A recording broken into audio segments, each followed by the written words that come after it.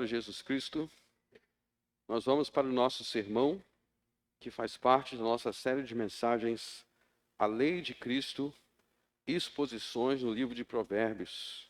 Nós vamos para a parte 6, e o título de nossa mensagem é O Galardão da Sabedoria. O Galardão da Sabedoria. Nós vamos ler Provérbios capítulo 2, versos 1 a 9. Ouçam com atenção, pois esta é a palavra do Senhor. Filho meu, se aceitares as minhas palavras e esconderes contigo os meus mandamentos, para fazeres o teu ouvido atento à sabedoria e inclinares o teu coração ao entendimento, se clamares por conhecimento e por inteligência alçares a tua voz, se como a prata a buscares e como tesouros escondidos a procurares, então entenderás o temor do Senhor e acharás o conhecimento de Deus. Porque o Senhor dá a sabedoria, da sua boca que vem o conhecimento, o entendimento. Ele reserva a verdadeira sabedoria para os retos. Escudo é para os que caminham na sinceridade, para que guardem as veredas do juízo. Ele preservará o caminho dos seus santos.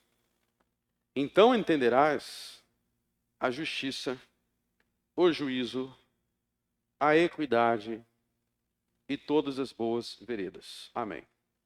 Então, antes de eu começar a falar sobre esse texto, eu quero fazer um pedido para aqueles que estão assistindo o nosso culto ao vivo. Ou também a gravação, se você estiver, mas principalmente ao vivo. Se você estiver assistindo nosso culto ao vivo, eu peço que você me diga para nós nos comentários do YouTube se o som está muito baixo. Nós temos recebido muitas reclamações de que o som do culto está muito baixo quando eu vou pregar. Alguém aqui assistiu online e achou que estava muito baixo? Levanta a mão. Vocês presentes. Tem diversas pessoas aqui também dizendo que está muito baixo. Então, se estiver muito baixo hoje, você aí ao vivo nos avise nos comentários. Está muito baixo, ok? E a partir de hoje, se tiver, a gente vai corrigir de uma vez por todas. Então, vamos ao nosso texto. Perceba que o texto começa no verso 1 com filho meu. Então, novamente, faz parte daquele contexto que nós vimos no capítulo 1 de Provérbios, nas semanas anteriores, de que é um diálogo entre pais e filhos. E vamos recapitular o que nós já aprendemos sobre essa questão do diálogo entre pais e filhos em Provérbios, ensinamento de pais para filhos. A base disso em Provérbios está, em primeiro lugar, a gente pode traçar essa base ao pacto abrâmico, a aliança que Deus fez com Abraão. Então, lembre-se que na aliança que Deus fez com Abraão, lá no livro de Gênesis, nós lemos sobre essa aliança a partir do capítulo 12. Deus prometeu que ele seria o Deus de Abraão e também que ele seria o Deus dos filhos de Abraão. Então, a partir dessa aliança, Deus falou: vou ser o seu Deus e eu vou ser o Deus dos seus filhos. E dentro disso, todos aqueles que se convertem de todas as famílias da terra, isso faz parte da aliança com Abraão. Sempre que um adulto se converte, assim como Abraão se converteu, nós vemos, com base no livro de Gênesis e no resto da Bíblia, que os seus filhos são incluídos na aliança que Deus fez com Abraão, e no qual nós entramos. Então, por exemplo, como eu sou convertido e eu creio e eu tenho fé no Deus de Abraão e eu entrei na aliança com Deus, na mesma aliança que Deus fez com Abraão, a minha filha, ela tem a mesma promessa de Deus ser o Deus dela. Mas nós lembramos que as alianças de Deus, as promessas de Deus, elas têm duas vias.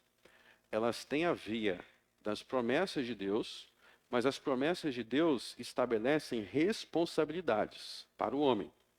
Então, quando Deus entra numa aliança, faz uma aliança com alguém, este alguém que faz parte da aliança com Deus tem responsabilidades dentro daquela aliança. Então não é assim, eu recebo promessas independentemente do que eu fizer, Se eu for um ladrão, um matador, eu sou filho de Abraão e eu estou bem. Quem é que pensava assim? Muitos fariseus no tempo de Cristo, eles pensavam assim. Não, as alianças, elas estabelecem responsabilidades humanas. Isso significa que se Deus é o teu Deus, se Deus é o teu Deus, se você tem uma aliança com Deus, você tem a responsabilidade, número um, de crer, confiar em Deus e de obedecer aos seus mandamentos. E se os teus filhos fazem parte da aliança com Deus, você tem que ensinar o evangelho e os mandamentos de Deus para seus filhos. Então, essa é a base de Provérbios. Provérbios está ensinando como é que você, que faz parte da aliança com Deus, como é que você cumpre essa aliança. E você cumpre essa aliança obedecendo aos mandamentos de Cristo e ensinando teus filhos a obedecer os mandamentos de Cristo. Por isso que tem essa conversa, filho meu. Ou seja, o meu filho, ele pertence à aliança com Deus, meu filho está pactuado com Deus, então eu tenho que ensinar como é que ele vive como alguém que pertence à aliança. Então saiba que a aliança é algo que estabelece obrigações. E é por isso que ele diz, filho meu, se aceitares as minhas palavras, e esconderes contigo os meus mandamentos, para fazer o teu ouvido atento à sabedoria, inclinares o teu coração ao entendimento, se clamares por conhecimento. Pausa aí. Então observe que depois da palavra filho meu, tem a palavra se. Está vendo aí a palavra se? Todo mundo está vendo no verso 1. E essa palavra se repete no verso 3 e se repete no verso 4. Então vamos repetir comigo. Se aceitares, verso 2. Desculpe, verso 3. Se clamares, se como a prata. Então tem 3 sis. O que se, a palavra se indica? Indica uma condição. Indica que existe uma condição. Então, essa ideia de condição está fundamentado na ideia de aliança. Porque, como eu disse aqui, a aliança inclui responsabilidades. E essas responsabilidades são a condição para você receber o que é prometido. Aí vocês vão ver que no verso 5 existe a palavra então. Está vendo a palavra então? Então vamos entender a estrutura aí. Do verso 1 até o verso 4, do verso 1 até o verso 4, existem as condições da aliança. Do verso 5 em diante, é a promessa de Deus caso você cumpra essas condições. Então, essa é a estrutura da aliança. Então, para a gente entender a estrutura da aliança, para a gente entender o texto, vamos pensar no aluguel. Então, você quer alugar uma casa. Para você alugar uma casa, você tem que ter um contrato, não é isso? E o contrato é como se fosse uma aliança. Um contrato é uma forma de aliança. Então, vamos pensar no aluguel. No aluguel, o que a imobiliária te promete? A imobiliária faz promessas. Qual a promessa da imobiliária? A promessa é que a promessa é te dar uma casa para morar. A promessa é a casa. Só que ao prometer a casa para você, da sua parte existe uma responsabilidade, uma obrigação para morar nessa casa, para receber essa promessa. Qual é a responsabilidade e a obrigação? Pagar o aluguel. Então, se você pagar aluguel, você vai receber a casa. E se você não pagar aluguel? Eles vão te expulsar da casa, porque você não cumpriu a sua responsabilidade. Então, na aliança bíblica é assim. Na aliança bíblica, Deus faz promessas para aqueles que cumprem determinadas obrigações. Isso é uma aliança entre Deus e o homem. Então, por exemplo, Abraão teve 2 filhos. Isaac, na verdade, Abraão teve vários filhos, então a gente não percebe isso. Mas teve 2 filhos principais. Existem outros filhos também. Mas os 2 principais, mais conhecidos, são Isaac e Ismael. Pergunta: quem lembra qual dos 2 foi salvo? Isaac foi salvo, Ismael não foi salvo. Pergunta: Ismael foi circuncidado ou não? Quem lembra? Ele foi circuncidado. Então, Ismael fez parte externamente da aliança. Então, se Ismael fez parte da aliança, por que Ismael se perdeu? Porque ele não cumpriu a aliança crendo e confiando no Deus de Abraão. Então, mesmo alguém que faz parte da aliança externamente, ou seja, você é batizado, você participa da ceia do Senhor, se no seu coração você não tiver fé, e se você não guarda os mandamentos, você vai se perder, porque você não cumpriu a sua parte, a sua responsabilidade da aliança. Além disso, é importante entender que para cumprir a aliança, somente aqueles a quem Deus concede graça. Mas o fato de que o cumprimento da aliança é só para os que Deus concede graça, não anula o fato de que a aliança tem responsabilidades. Se você não crer, se você não obedecer, você não herda a vida eterna. Agora vamos pensar aqui neste contexto específico. Então existe uma série de condições, dos versos 1 ao 4, que se você cumprir essas condições dentro da aliança, você vai receber o galardão do verso 5, que eu mencionei, do verso 5 ao 9. Então existe aí um galardão. Quando a gente fala em galardão, muitos cristãos eles pensam só no galardão do céu. Eles pensam assim, no céu eu vou chegar, vou ter um galardão. Galardão significa recompensa. Então, galardão significa recompensa. Esse galardão aqui não é um galardão no céu, mas é um galardão na terra. Qual é o galardão do verso 5 a 9? No resto do capítulo ele também fala sobre isso, mas hoje a gente está focando no verso 5 a 9. Qual é o galardão do verso 5 a 9? O galardão do verso 5 a 9 é a sabedoria, é o entendimento, é a inteligência. Então, o livro de Provérbios está ensinando o que você precisa fazer, o que você precisa praticar, como que você tem que ser, para Deus te dar sabedoria. Preste atenção que a sabedoria no livro de Provérbios não é dado a todo mundo. Então, às vezes, você olha para o lado, você olha para o Brasil, você fala assim, eu acho que está faltando sabedoria. É muita gente com um monte de parafuso que está faltando. Por que tem tanta gente sem sabedoria no Brasil? Por que tanta gente tola? Por que tanta gente nécia? Porque a sabedoria não é dada por Deus a todos. Essa é a coisa mais importante que você tem que entender nesse texto. Deus não dá sabedoria para todo mundo. A sabedoria não é um direito universal. Tem coisas que todo mundo tem. O que são coisas que todo mundo tem?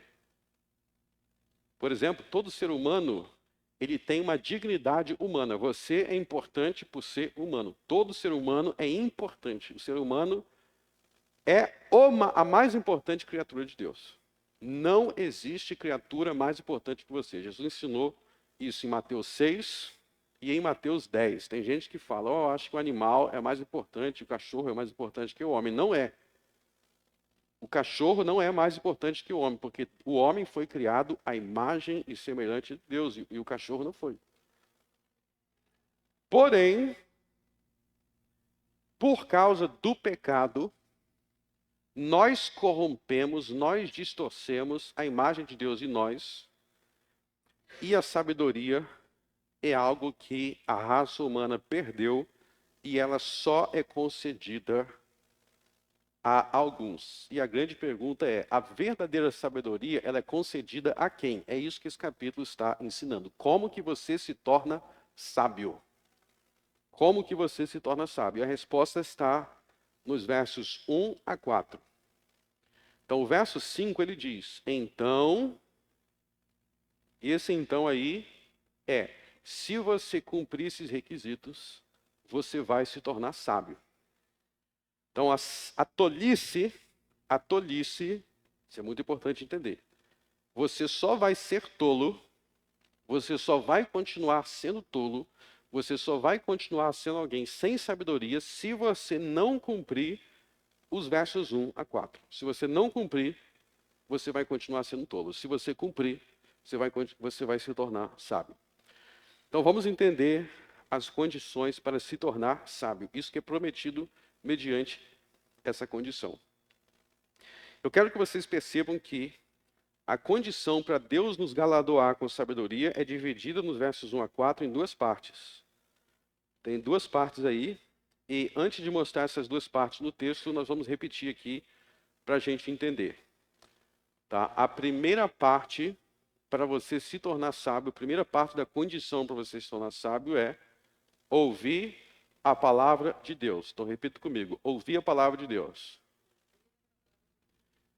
A segunda é orar com fé. Ouvir a palavra de Deus, orar com fé. São as duas condições para Deus te galardoar com sabedoria. Vamos ver isso no texto. Filho meu, se aceitares as minhas palavras e esconderes contigo os meus mandamentos, para fazeres o teu ouvido atento à sabedoria e inclinares o teu coração ao entendimento. Então aí no verso 1 e 2, ele está falando de alguém que ouve, que inclina os seus ouvidos para ouvir o que Deus tem a falar, as minhas palavras, os meus, verso 1, as minhas palavras, os meus mandamentos.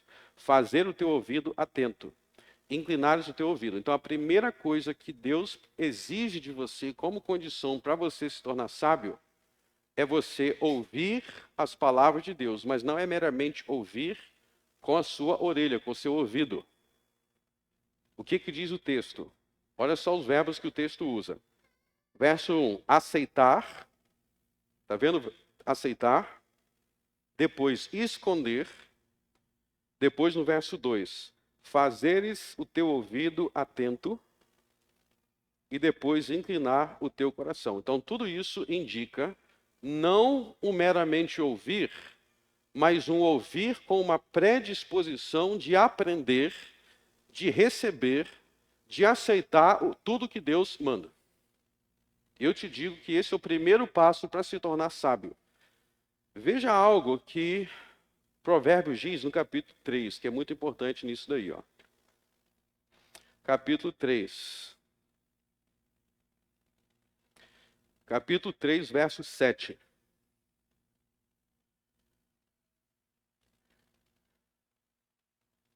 Na verdade, verso 5 e depois verso 7. Diz assim, ó.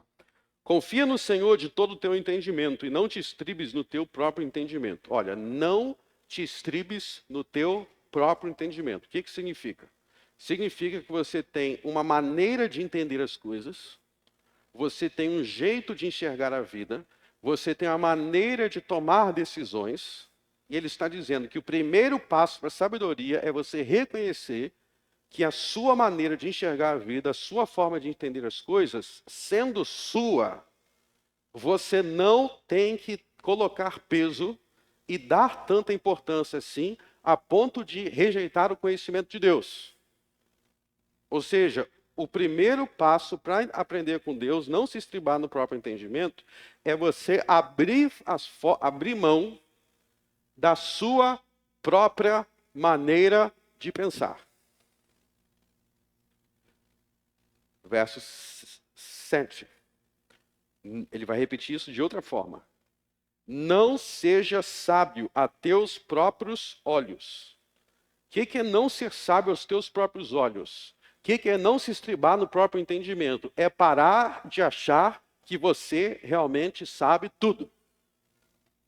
É parar de achar que a sua forma de pensar é a melhor e aceitar que pode ser que tem muita coisa que você pensa que é simplesmente maluquice. Tem formas minhas de pensar, tem formas minhas de agir, que se eu comparar com a sabedoria de Deus, eu vou constatar que eu sou doido. Vamos pegar alguns exemplos. Todos os exemplos que eu estou procurando usar nesses sermões vêm do próprio livro de Provérbios. Então, por exemplo, vamos dizer que sempre que acontece algo ruim, eu tenho a seguinte reação. Sempre que acontece algo ruim, a minha reação é murmuração. O que é murmuração? Eu vou começar a reclamar. Vou começar a falar de desgraça. E ver isso aí vai ser pior.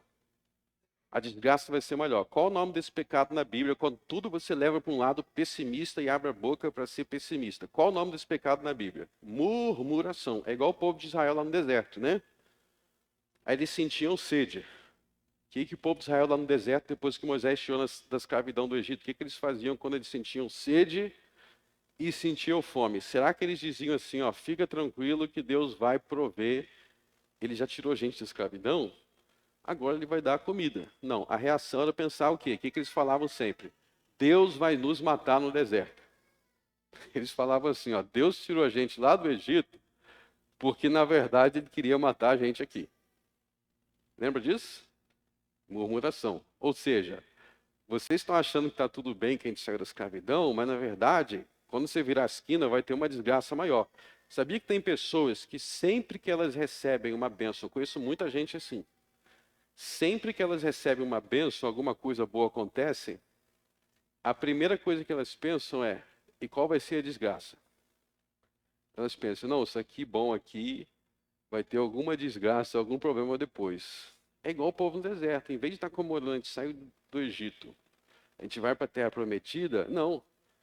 Deus planejou ou matar a gente, aí Deus ia lá e Deus dava água. Aí Deus dava comida. Aí em vez deles pensarem assim, bom, se Deus já deu comida, deu água antes, ele já me abençoou antes, da próxima vez ele vai abençoar também. Não, eles pensavam, ele abençoou só daquela vez, que da próxima ele vai matar todo mundo. Então, o nome desse pecado na Bíblia é murmuração. Agora vamos vincular isso com provérbios. Vamos vincular isso com provérbios. Murmuração é uma forma de pensar que quem é murmurador acha que faz sentido. Vocês têm que entender que quem é assim, na cabeça dela faz sentido. Na cabeça dela, a vida deve ser vivida assim, sempre esperando o pior. A vida deve ser vivida sempre pensando na próxima desgraça que vai acontecer. É uma forma de pensar. E aí eu quero que vocês entendam que no verso, isso que eu acabei de descrever, é a definição no verso 7 de ser sábio aos próprios olhos. Vocês viram no verso 7 que ser sábio aos próprios olhos é pecado? O que é isso, ser sábio aos próprios olhos? É achar que a minha ideia, o meu pensamento, mesmo sendo diferente do que Deus disse, mesmo sendo diferente, é uma ideia boa, é uma forma inteligente de pensar. Meu irmão, tudo o que você pensa, tudo o que você acha, toda a sua forma de pensar que contradiz o livro de Provérbios de toda a Bíblia, é uma forma doente de ser. Você tem que parar de se sentir inteligente onde você é burro. Verso 6 é isso. Não seja sábio aos teus próprios olhos, quer dizer que você não está sendo sábio aos olhos de Deus. Você está achando que é uma ideia boa, você está achando que é inteligente, algo que Deus disse que é tolice, ou seja, que é burrice. Não formule pensamentos, ideias, forma de agir, forma de enxergar a Bíblia que seja diferente da forma que Deus disse. É tolice. Você vai quebrar a cara. Essa é a mensagem principal do livro de Provérbios. Se você quiser entender o livro de Provérbios, você tem que entender esse princípio. Tudo que você pensa que Deus não aprova é burrice. E o primeiro passo da sabedoria é você se reconhecer como burro. Porque somente quando você se reconhecer como burro que você vai aceitar que você precisa aprender com Cristo. Se você achar que você tem inteligência própria sem Deus, minhas ideias são corretas, você vai quebrar a cara porque você não está aprendendo com Cristo. É o princípio de Provérbios. Por isso que a primeira coisa que você tem que fazer, a primeira condição para se tornar sábio, é aceitar, aprender com Cristo, voltamos para o capítulo 2, versos 1 e 2, é aceitar as palavras de Cristo de coração, com o coração aberto. Isso aqui é essencial. Tenha um coração aberto a mudar de pensamentos. Tenha um coração aberto para formas antigas de pensar, formas antigas de raciocinar ser corrigida por Cristo. Por Cristo. Porque Cristo é sabedoria eterna. Meus irmãos, às vezes eu olho para trás, para a minha própria vida e penso assim, ó, há 15 anos atrás, aquela forma que eu tinha de pensar, eu nem consigo entender por que eu pensava assim. Nem consigo entender. Isso é um sinal de crescimento. Porque você está aceitando ser corrigido por Cristo. Então, esse é o significado de verso 1, aceitar. E no verso 1 ele também usa o verbo esconder. Estão vendo aí no verso 1 o verbo esconder? O que é esconder? O Salmo 119 fala sobre isso, né? Escondi a tua palavra no meu coração. Quer dizer que você não vai meramente ouvir com os teus ouvidos. Você vai refletir sobre isso. Você vai meditar sobre isso. Você tem que ter momentos que você simplesmente senta no sofá, entra no seu quarto, abre a sua Bíblia e medita nas coisas de Deus.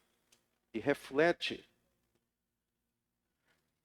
Isso é fazer o teu ouvido atento. Então, escuta o que eu vou te dizer. É pecado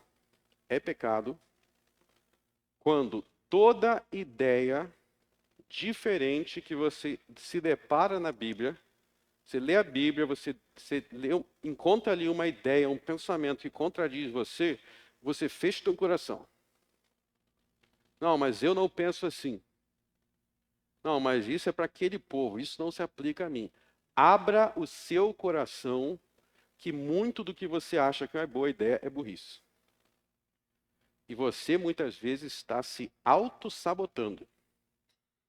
Às vezes você tem uma ideia nada a ver, aquilo te destrói, aquilo te atrapalha, aquilo leva você para baixo e você fica lá com o coração endurecido, não quer mudar de pensamento, porque você fica se estribuchando na própria, abre aspas, sabedoria. Você se acha sábio aos teus próprios olhos. Isso é que é se achar sábio aos teus próprios olhos. É colocar a tua ideia no lugar da sabedoria de Deus. Então, sem essa predisposição, nós nunca vamos nos tornar sábios. Então, no verso 1 e 2, é ouvir a palavra de Deus com o coração aberto. Ouvir a palavra de Deus com o coração aberto. Aí vem a segunda condição que está no verso 3, ok? Que diz assim, ó, se clamares por conhecimento e por inteligência, alçares a tua voz. Então, essa segunda condição aí é a oração. Então, a primeira é ouvir a palavra de Deus, verso 1 e 2, e a segunda condição, no verso 3, é clamar por conhecimento e por inteligência alçar a sua voz, ou seja, orar. Então, clamar é orar com vigor, é orar com afinco. É pedir a Deus em oração. E aqui deixa eu dar um alerta para vocês. Na oração do Pai Nosso, nós somos ensinados por Deus a orar por sabedoria. A orar por... Desculpe. Na oração do Pai Nosso, nós somos ensinados a orar pedindo coisas, pedindo nossas necessidades materiais. Então, quando Jesus diz assim, ó, o pão nosso de cada dia nos dá hoje. Então, pão aí representa necessidades físicas, materiais. O seu trabalho, seus alimentos, então você deve orar. Porém, antes de ensinar você a pedir pelo pão nosso de cada dia, o que Jesus ensina a pedir? Ó, Pai nosso que está no céu, santificado seja o seu nome, venha teu reino, seja feita tua vontade, assim na terra como no céu. Ó, seja feita a tua vontade, seja feita a vontade de Deus, vem antes das suas necessidades materiais. Então, faça um teste. quanto de seu tempo ou das suas orações são pedindo sabedoria?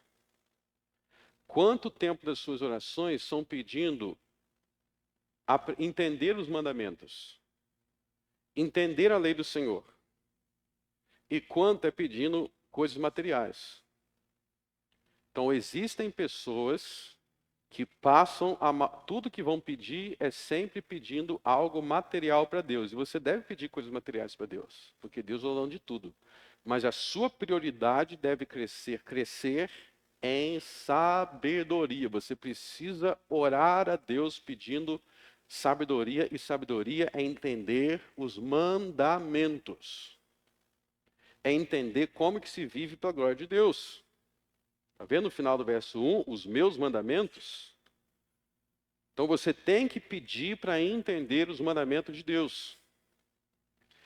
E isso é mais importante do que as coisas materiais, porque no verso está escrito: se como a prata a buscares e como tesouro escondido a procurares. Ou seja, você vai procurar, vai buscar em oração a sabedoria como algo muito valioso.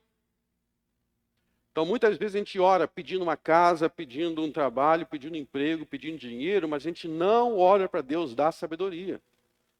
E você quer saber de uma coisa? Se você tiver dinheiro, casa, tudo que você tiver sem sabedoria, você vai estragar. Você vai estragar porque você não vai saber como usufruir daquilo para a glória de Deus. Você vai usufruir daquilo de forma pecaminosa, vai destruir aquilo. Coloque em primeiro lugar que na sua vida se cumpra a vontade de Deus. Esse é o significado de viver com sabedoria. Então, oração diligente. E deixa eu avisar outra coisa aqui, ó. Orar, isso é algo importante aqui, que está implícito no verbo clamar, no verso 3. Orar, por si só, escuta o que eu vou falar, depois eu vou explicar. Orar, por si só, não vale de absolutamente nada. E eu vou explicar por quê. Abram em Tiago, capítulo 1.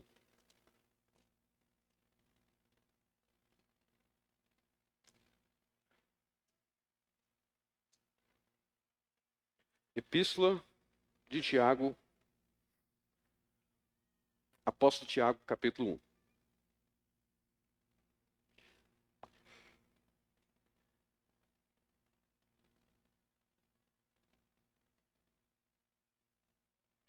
Então vocês vão ver que a oração que Tiago 1 ensina a fazer é a mesma que Provérbios 2 ensina a fazer. É a mesma. Quer ver? Verso 5. Tiago 1, verso 5. E se algum de vós tem falta de sabedoria, peça a Deus, que a todos dá liberalmente, e não lança em rosto e seria dada. Perceberam que é a mesma oração? Ó, Tiago 1,5 diz: se algum de vós tem falta de sabedoria, ou seja, você reconheceu que você é tolo, o que você tem que fazer? Continua no seu caminho de tolice?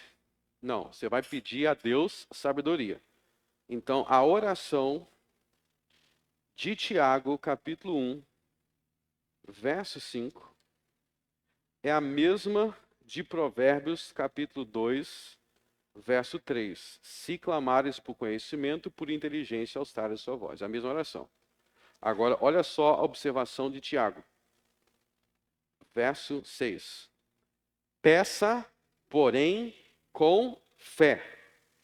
Peça, porém, com fé, em nada duvidando. Porque o que duvida é semelhante à onda do mar que é levado pelo vento e lançado de uma para outra parte. Verso 7, nós vamos ler todo mundo junto. 1, 2, 3. Não pense tal homem que receberá do Senhor alguma coisa. Então veja que no verso 7, ele está falando que existe um determinado homem que a sua oração não leva ele a receber nada. Ele ora, mas não recebe. Por que ele não recebe? Por que o tal homem ele não pode pensar que ele vai receber o que ele pediu. Por que ele não vai receber o que ele pediu? Verso 6. Porque ele está pedindo sem fé. Peça, porém, com fé. Porque se você pedir sem fé, verso 7, você não vai receber. Então vou repetir o que eu disse antes. Orar, por si só, não adianta de nada. Porque existe oração sem fé. Quem ora sem fé não receberá coisa alguma. Entenderam? Então deixa eu conectar isso com o ponto anterior. Eu acabei de dizer que ouvir a palavra de Deus, audivelmente com minhas orelhas, meus ouvidos, não tem efeito nenhum se o meu coração não estiver inclinado para aprender. Não é isso que a gente viu em Provérbios 2? Então, se você sentar aqui, todos os domingos, sem abrir o seu coração para Cristo, dizendo, Cristo, me ensina. Cristo, eu preciso que tu me ensines. E se você sentar aqui e cada oração você não tiver fé, não vai fazer diferença nenhuma na sua vida. É a mesma coisa de ficar dormindo em vez de vir aqui. Porque cada um desses dois atos, o ouvir da palavra de Deus e o orar, exige de você fé, humildade, coração aberto, senão não tem fruto. O apóstolo Paulo falou sobre isso em Hebreus capítulo 4. Hebreus vem logo antes de Tiago. Volte em Hebreus capítulo 4.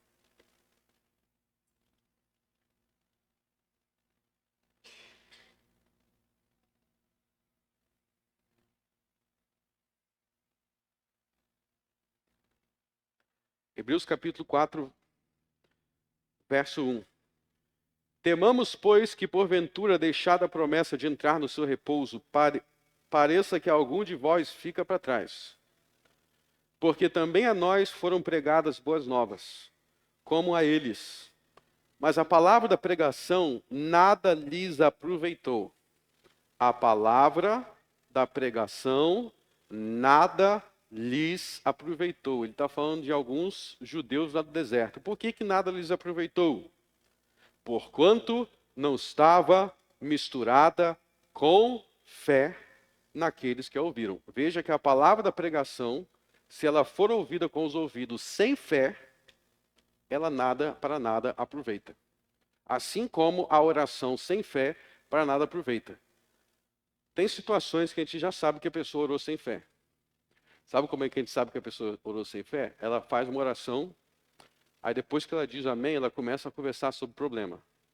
Quando ela vai conversar sobre o problema, ela contradiz o que ela disse na oração. Já viram pessoas assim? Vou te dar um exemplo. Deus, me abençoe porque eu estou desempregado e eu preciso de emprego, em nome de Jesus, amém. Aí você orou com ela, beleza. Aí ela terminou a oração, ela começa a conversar contigo. Então, tenho certeza que eu vou passar fome. E vai dar tudo errado, vou passar fome, vou passar necessidade. Pô, não acabou de orar pedindo para Deus conseguir um emprego? Oração sem fé, o que acontece? Nós não recebemos o que nós pedimos. Então, Provérbios capítulo 2, pode voltar. Então, quais são os dois critérios para Deus te galardoar com sabedoria? Quais são os dois critérios? Número 1, é ouvir a palavra de Deus só com os ouvidos? Sim ou não? Não. Você tem que ouvir com o coração inclinado para aprender de verdade. Critério número 2. É simplesmente abrir a boca e orar? Também não. Você tem que orar com fé. E aí que a gente vai entrar num assunto aqui muito importante sobre o culto. Muito importante sobre o culto. Existe hoje uma tendência no cristianismo deles acharem que o culto é prestado e é oferecido somente por quem está aqui na frente da igreja. Então eles acham que quem está sentado está só assistindo o culto, e quem está cultuando, quem está oferecendo o culto é quem está aqui na frente. Inclusive tem algumas igrejas que falam assim, fulano ficou no banco. Já viram isso daí? Ficou no banco. No banco quer dizer que não está fazendo nada. Vamos corrigir esse pensamento biblicamente com base no que a gente acabou de aprender. Quando eu que estou na frente aqui, por exemplo, eu fiz uma oração aqui, depois da leitura de 1 Pedro, depois da leitura de Jó, não foi isso? Quando eu orei, vocês oraram ao mesmo tempo, tanto em silêncio quanto enquanto eu estava orando. Segundo o apóstolo Paulo, em 1 Coríntios 14, a oração de todos nós é oferecida a Deus no céu. Ou seja, esse ato de culto de orar não é oferecido somente por mim. Vocês estão oferecendo também. Agora escuta que isso aqui é muito importante. Se no momento que eu orei, após 1 Pedro capítulo 4, se naquele momento que eu orei, a minha oração e a sua oração foi sem fé, essa oração foi deficiente diante de Deus. Ou seja, a força que essa oração tem depende da fé que vocês também tiveram no momento que eu orei. Ou seja, eu não oro sozinho. Então aquela oração não é 880. Porque alguns oraram com fé, outros oraram sem fé, mas quanto menos pessoas aqui dentro orou com fé, mais aquela oração será deficiente e, portanto, menos ouvida. Estão entendendo? Então, a qualidade da oração que a gente fez aqui não depende só de mim, depende também de vocês. Então, se tiver mais gente aqui orando com fé, essa oração será mais eficaz. Tiago capítulo 5, a oração do justo pode muito em seus efeitos. Se a maioria aqui orou sem fé, haverá menos chance dessa oração ser atendida. Porque o culto não é oferecido só por mim. O culto é oferecido pela igreja. Se quando a gente cantou, qual é a qualidade do canto que você ofereceu a Deus? Se você ofereceu o canto sem fé, ou pensando em outra coisa, eu estou cantando, mas eu não estou pensando na letra, eu estou pensando em outra coisa. Isso já contradiz 1 Coríntios capítulo 14, onde Paulo fala sobre o canto dos salmos. Ele diz, salmodiarei com o espírito e salmodiarei com o entendimento. 1 Coríntios capítulo 14.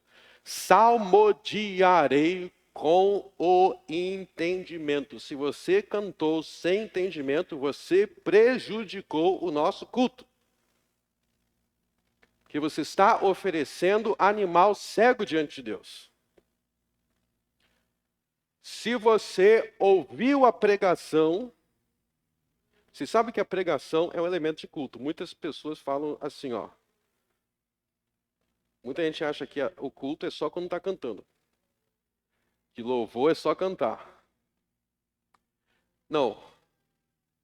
Adoração, louvor é tudo que nós oferecemos para Deus. E nós oferecemos para Deus, conforme o Salmo 151, um coração quebrantado.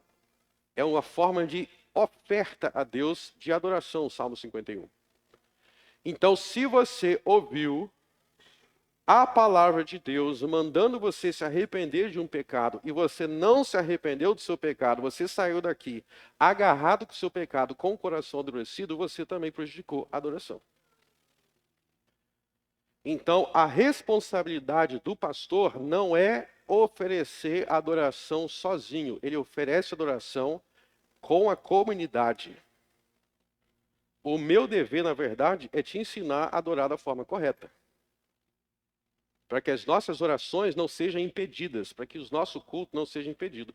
E é por isso que, inclusive, que é uma tolice que alguns cometem, que achar que faltar ao culto não vai fazer diferença para o culto. Já pensou que tem gente que acha que se o pastor faltar, se eu faltar, isso vai fazer diferença para o culto. Se você faltar, não vai fazer diferença.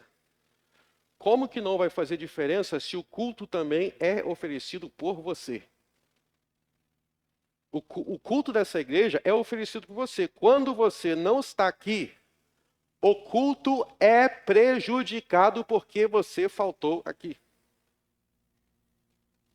É prejudicado porque eu não faço nada lá, eu não prego. Quem disse que fazer algo na igreja é só quem vir aqui na frente e pregar? As orações são oferecidas pela comunidade, pelo povo, pelo corpo. Isso é teologia bíblica de culto. O culto é oferecido por todos. E quando você falta indevidamente, sem necessidade, à igreja, além de estar quebrando o quarto mandamento, que você está profanando o dia do Senhor, você está prejudicando o culto da igreja. Essa é a sua importância no culto. Por isso que Pedro, volte na carta de Pedro, que a gente leu aqui.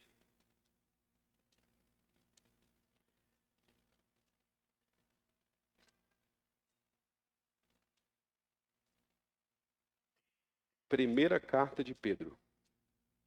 Olha só o que ele vai falar sobre o culto.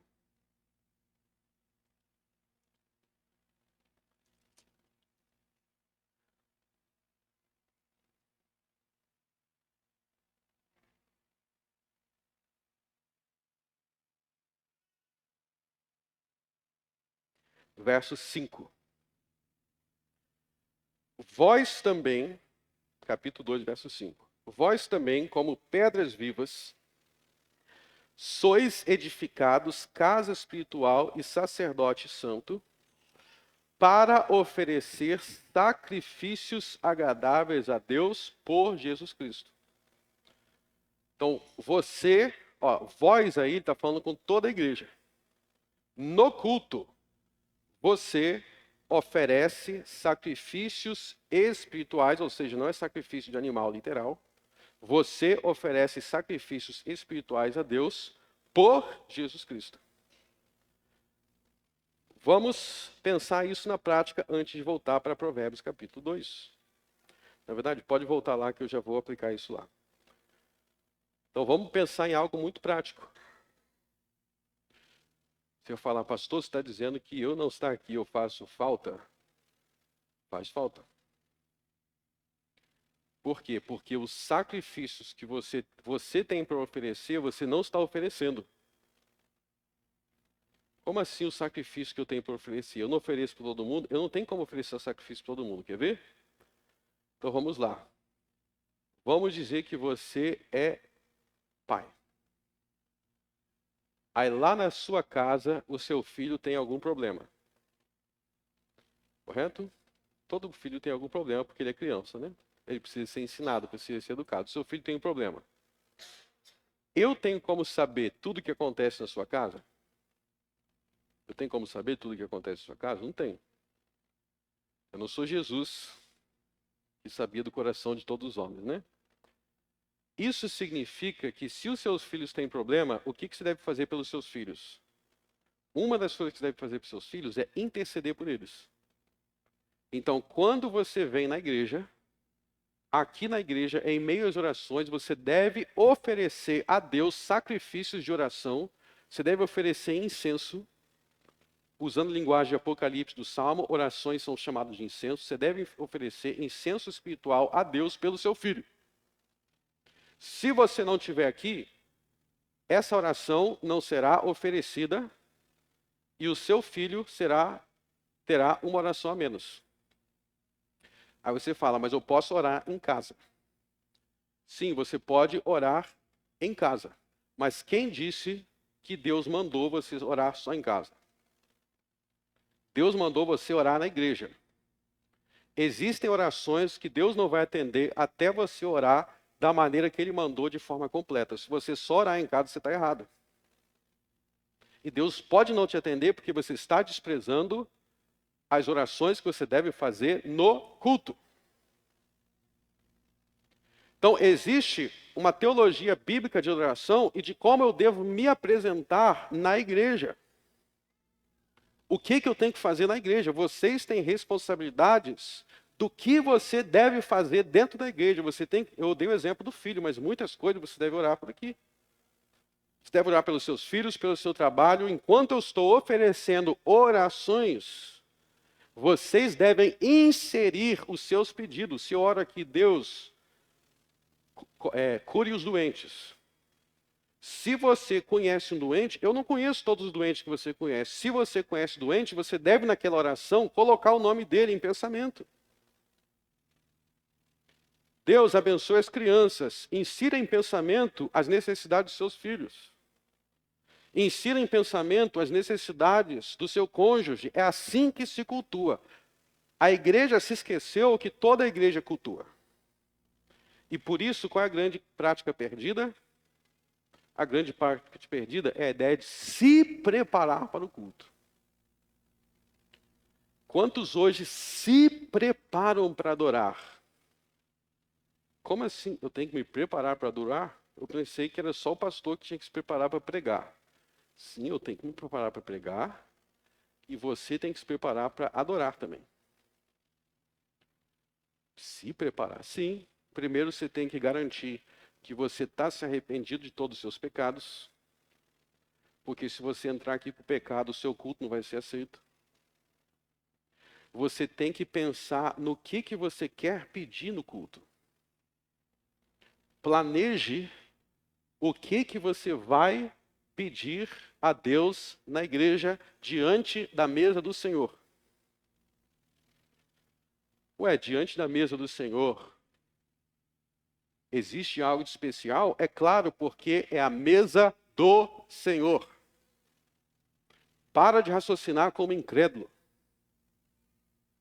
É óbvio que pedir algo enquanto você está tendo uma refeição sagrada com o Senhor